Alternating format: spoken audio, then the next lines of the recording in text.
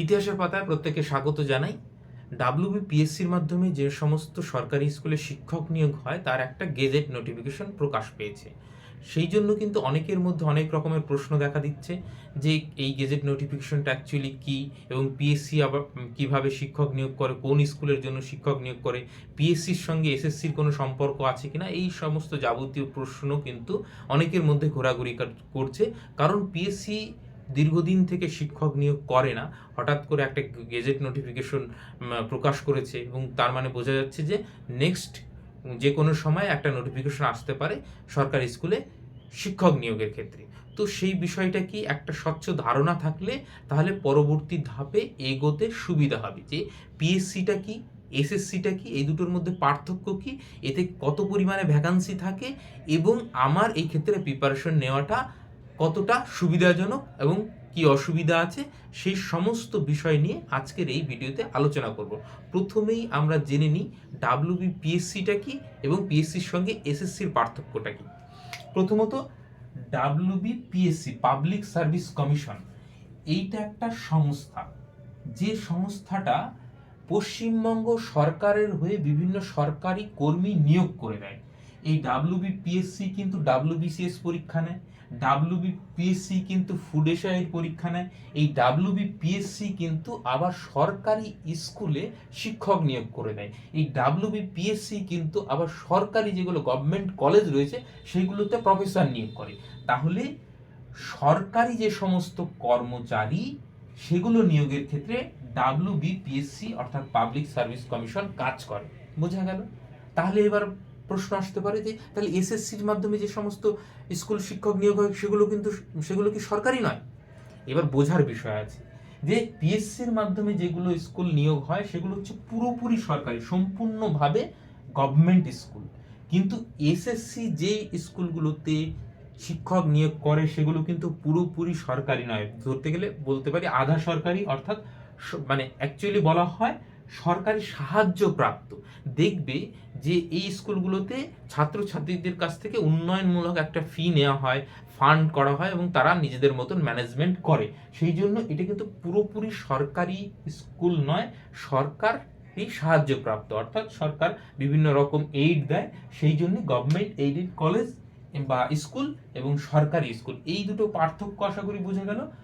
অর্থাৎ ডাব্লিউবিপিএসসির মাধ্যমে যে সমস্ত সরকারি স্কুল আছে সেগুলোতেই নিয়োগ হবে। এবার সরকারি স্কুলের পরিমাণ কত? প্রত্যেকটা জেলায় দেখবে দুটো কি তিনটে এরকম করে গভর্নমেন্ট স্কুল রয়েছে এবং গভর্নমেন্ট কলেজ রয়েছে। এইবার এই গভর্নমেন্ট কলেজগুলোর বা স্কুলগুলোর সংখ্যা কিন্তু খুবই কম। তো এই গভর্নমেন্ট স্কুলগুলোতে যে সমস্ত শিক্ষক নিয়োগ করা হয় সেইটারই গেজেট নোটিফিকেশন কিন্তু ইতিমধ্যে বেরিয়েছে।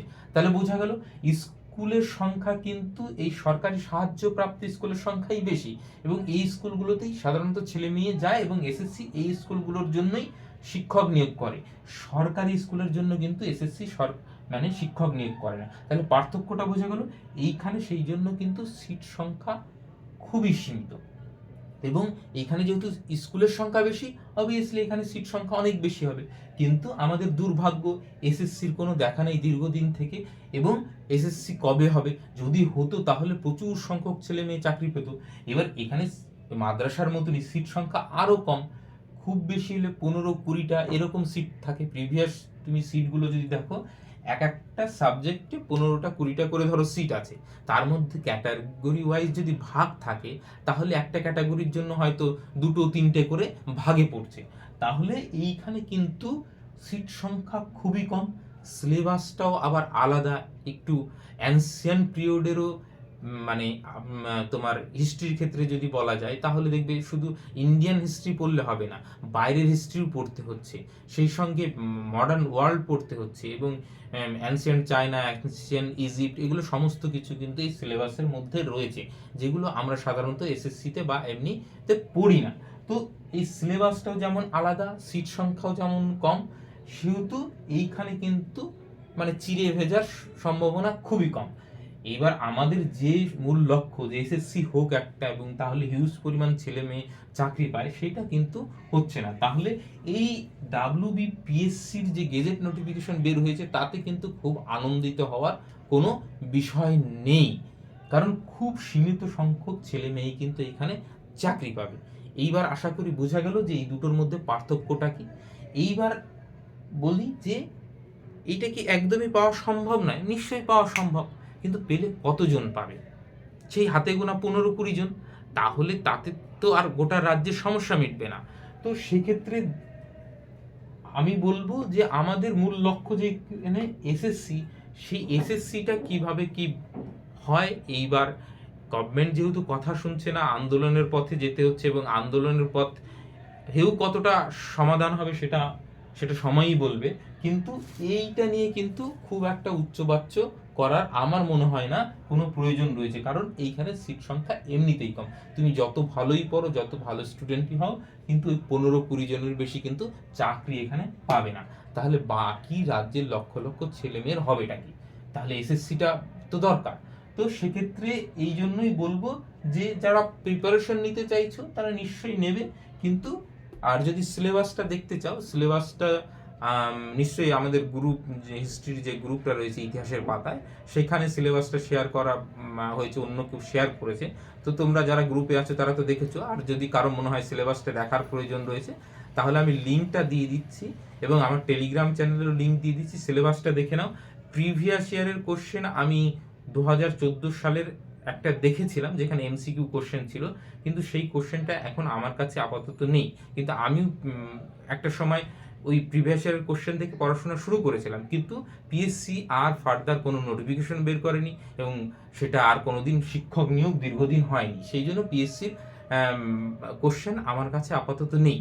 তো আমি চেষ্টা করব কোথাও থেকে জোগাড় করার, যে পিএসসির যে প্রিভিয়াস ইয়ারের কোশ্চেনগুলো হয়েছিল সেটা দেখলে অনেকটা অনুমান পাওয়া যাবে, এবং সিলেবাস দেখলেও। এবার তারপরে কারো যদি মনে হয় এই অ্যানসিয়েন্ট গ্রিক বা ইজিপ্ট এগুলো কোথা থেকে পড়বো, সেগুলো আমি রেফারেন্স দিয়ে দেওয়ার চেষ্টা করব, কেউ যদি পড়তে চাও তবে।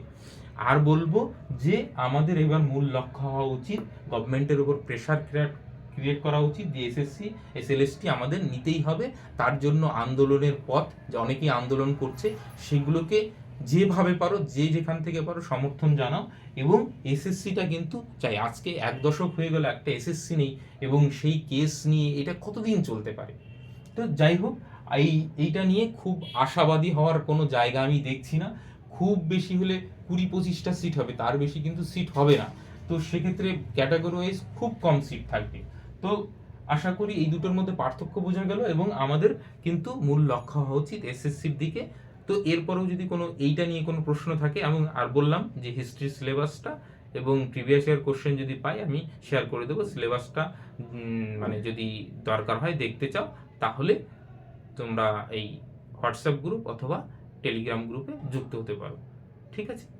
আর কিছু প্রশ্ন রইল, প্রশ্ন থাকলে করতে পারো। সকলকে অসংখ্য ধন্যবাদ।